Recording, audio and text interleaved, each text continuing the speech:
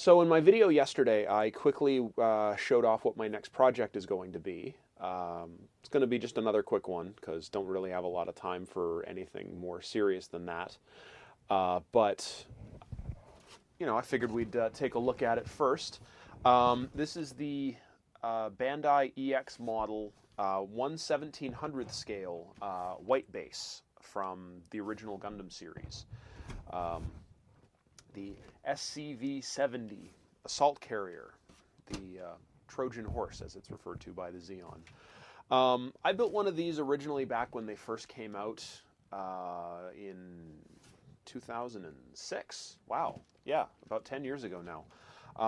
I just did a basic build. I didn't do any painting. I never did anything with it. I'm not sure why, because I had done several of the other EX models, like the Argama from Zeta Gundam, and especially the Archangel from Gundam Seed, which I had, done a pretty decent job of. Especially the Archangel. I loved that model. I entered that in a couple of model contests and did well with it, too. But yeah, this thing, for some reason, I never really did anything with. Now, the EX model series, I'm not really sure how you would define it. It's kind of a line of diorama pieces, environment pieces, not so much the kind of stuff that you would use. It's the kind of thing that you would use for to fill out a scene. Like they did several of these 1700th scale kits. I think starting with the Argama, they did the Archangel, they did the Eternal. Also from Gundam Seed, the Minerva from Seed Destiny. They did a Musai and a Salamis Magellan 2-pack, also from Original Gundam, and then they did this, and the L'Avion Rose, which featured in Zeta Gundam and 0083. They also did the Albion as well, also from 0083, all in the 1700th scale, but they also did quite a few diorama pieces in the 1/44th scale. Like they did a DOP, they did I think a Magella attack tank, they did a Lagoon, quite a few Xeon aircraft and vehicles. They did a couple of trailers for mobile suits. A lot of weird stuff. But yeah, it's stuff for filling out a diorama or for scenery or background type stuff. But it's a line that came and went very quickly. It started around 2003 and ended in about 2006. But they're all done with fantastic fidelity, lots of panel lines, lots of detail, lots of individual pieces made for ease of assembly. But they've all generally been molded in single color, possibly single color with some clear parts, but mostly just single color. But none of them were done with full color, not like your typical master grade or even a high grade. They were all kind of, simplified colors, just the basic hull color with some additional detail colors here and there. They're really meant to be fully painted, so that's what I intend to do. Like I said, I built one of these years ago, but it has been years, so I don't really know what we're getting into. So let's crack her open and take a look. So this was a fairly standard style of box for the EX series, just a large photo of the completed model with some detail shots of some of its features on the bottom. It has some specs, EX model, just the model number and what it is. Not much else really to say about the box front. Box bottom has some glamour photos of the completed painted model, has some design features. It includes several in-scale mobile suits, a gun tank, 2 gun cannons, the Gundam, and I believe that's a gun parry, as well as 2 core fighters and the G fighter, all in scale. And, simplified detail, but I remember they look pretty nice. Other side has just some additional photos about some of its mechanical detail and assembly details, some of the parts that can come off to show off the interior detail and hangers and whatnot.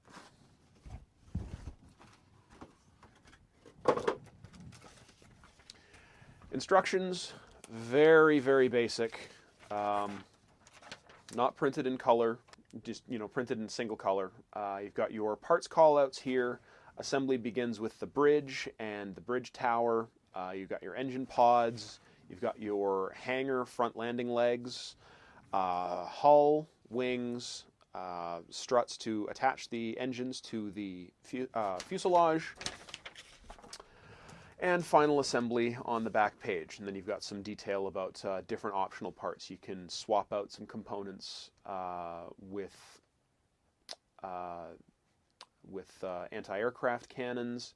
You've got the removable hangar door, which can be displayed open or closed, and then there's the main gun on the bow that can be deployed as open or closed. There's additionally a pair of megaparticle cannons under the blue and yellow shields on either side, and there's two different ways that you can display it. There's a double-barreled vertical arranged cannon or a horizontal arranged cannon. I believe one is the design as seen in the TV series, and one is from the movies. And finally, you've got, I want to say this is a gun parry. If I'm wrong, nobody bothered to correct me because I don't care enough to do a correction. But it's done in several pieces, and it looks like it has fold-down doors on the side, so you might actually be able to display it with a mobile suit attached to it. You've got your G-Fighter, which is in two pieces, so you've got your separate turret and then the main body. You've got your gun cannons and your Gundam, and your pair of G-Fighters. And, the gun tank here is done also in quite a few parts, which is surprising for something in this scale. 5 pieces. So that should be interesting to assemble. And finally, it shows off here that there's a couple of panels on each of the hangars that can be removed to show off the insides. That's it for instructions. For hull parts, main upper hull, main lower hull, and sides. It's got some nice panel detail. There's some interesting mechanical and panel detail here and there. Maybe that's like a solar panel or possibly like a reactive armor panel or something. There's some neat venting you can see in these little recessed areas there. There's the hatch for the main particle cannon, rear hatch for the aft hangar, hangar door for the for this central fuselage hangar. There's the ramp closed, ramp open. Then you've got your engine pods, which you can remove the armor panel and show off the actual engines, which is kind of a nice touch. There's a lot of neat molded detail in there. I think they'll respond well to some dry brushing and a couple of washes. And then you've got, this looks like the exterior, this would be, I think, the interior side walls of the main hangar legs. But there's some molded detail also on the inside surface. You can see lots of panels and greebly stuff all over there. That looks actually really neat. Some paint, again, some washing and dry brushing would really bring that out nicely. And then you've got the mounts for the engine pods, and then a couple of fins. A couple of not exactly identical, but they appear to be mirrored parts. These are the remaining parts of the front landing legs, so we're just going to take a look at one because they appear to be identical. This is where that this panel right here fits into this opening right here, so you can take a look at the inside of the hangar. And again, same as the other side, you have some molded detail in there. That just looks really neat, and I'm eager to get some paint on that. But otherwise, the exterior just has some panel lines and some recessed venting, and some slight raised detail here and there. The main wing, nice and fine, nice panel lines along the length of it, so it'll be easy to mask when it comes time to paint, because the leading edge of this wing is red while the rest of it is white. But yeah, it's a very nice crisp panel line, so it'll be a really easy line to follow with a hobby knife blade. You've got your bridge tower. Looks like there's some molded windows in there, nicely detailed. A couple more fins. These are the where the landing legs, the forward hangers attach to the main fuselage. Got the main bridge itself. There's some, you can kind of make out the windows around the front of it. Let's see if we can get a focus on that. It's not, come on, focus. But all right. But yeah, there's some simple panel detail on there as well. But overall, looks really nice. And the Red Runner, it's kind of a flimsy feeling plastic. Like, this is not the same quality as the white plastic. Like, this feels like very flimsy, like it's from maybe 20 years ago instead of 10 years ago. But there's all these vents, and I think these might be missile launchers that are on the exterior sides of the hangar. The ventral armor plate and your engine covers. These are the external armor panels for the engines, and then the engine housings for the outside. Not a whole lot of detail on any of these. Additionally, though, there's the gun cannon models, which fairly simple, but not too bad. A little bit of paint will really make those stand out, I think. On the rest of the white parts, you've got your parts for the gun parry, you've got your G-Fighter, your core boosters, your Gundam, which appears to be armed with a beam cannon, or a beam rifle rather. These are the housings for the main, or the mega particle cannons on the side of the ship. Hangar doors in the closed configuration, hangar doors in the open configuration, intakes for the engine pods, additional armor hatches for the side mega particle cannons, and some sensor and solar panel arrays on the bridge. These are the closed hatches for all of the the anti-aircraft guns. Interesting, even on the closed hangar doors, there's a little bit of molded detail on there, which is kind of a surprise because you would never see that, I guess, unless you take that armor panel off to display it. But yeah, nice touch, Bandai. And yeah, this runner feels like just like every other one except that red one. It's nice and solid. It's good, sturdy, high-quality plastic, but it's just that red one that feels really flimsy, and it's really strange. Incidentally, the gun parry, there's on one hatch, there's 3 missiles on it. So you can recreate that famous scene where Kai steals a gun parry so he can ride off into the sunset with his girlfriend, and then she gets herself killed. Spoilers, by the way. And finally, we've got our gray mechanical bits. The base. It doesn't plug into the base anywhere. It's kind of a cradle, which I had the same problem with the Archangel. I didn't like that it just kind of rests on a cradle. There's nothing like locking it in. So I actually, for that one, I kind of built a peg system to lock it in place. But I'll probably do the same thing with this.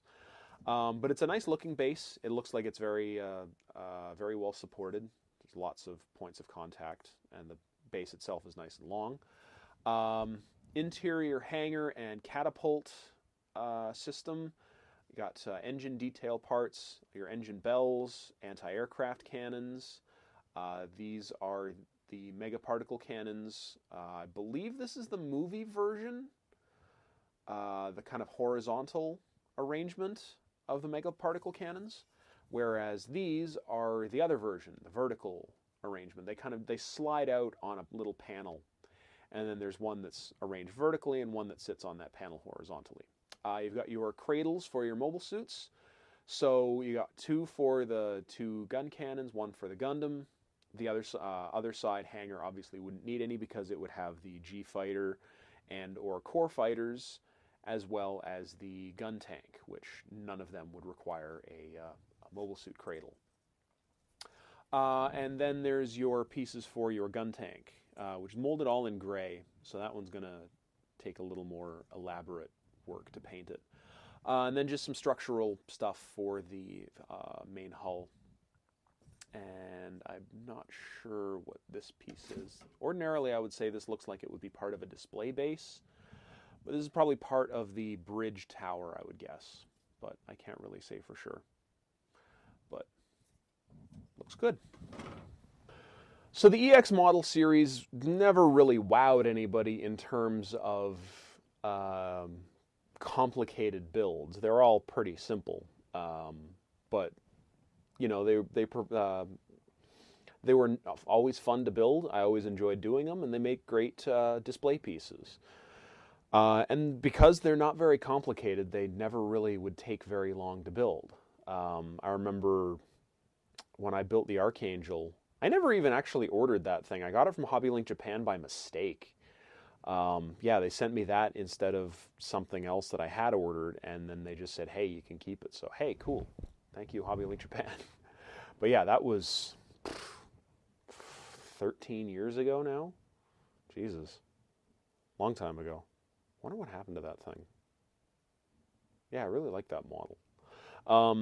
But yeah, it was molded purely in white, so masking some of the red trim on that thing was rather difficult because there's no real lines to delineate where colors are supposed to start and end. So, you know, you have to kind of improvise. But I enjoyed doing it. It was a lot of fun. It's a really nice model, and I remember this one also being a really nice model. But the fact that it was only molded in white and red, with obviously the gray mechanical parts, kind of put a damper on it for me, because I think at the time I wasn't doing a lot of repaints. But yeah, I think this is one that I'm gonna definitely give it my all.